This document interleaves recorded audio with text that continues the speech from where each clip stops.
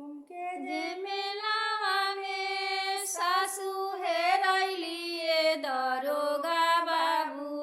कुम के जे मेलावा में सासू हेरैलिए दरोगा बाबू। खोजली ना सासू हमारे दरोगा बाबू। खोजली ना सासू हमारे दरोगा बाबू। रोज ससुर मारेले रोज गरिया से दरोगा बाबू।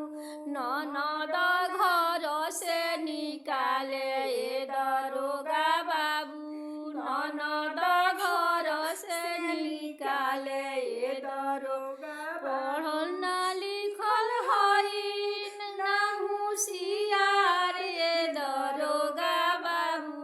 पढ़ल ना लिखल हई ना होशियार दरोगा बाबू।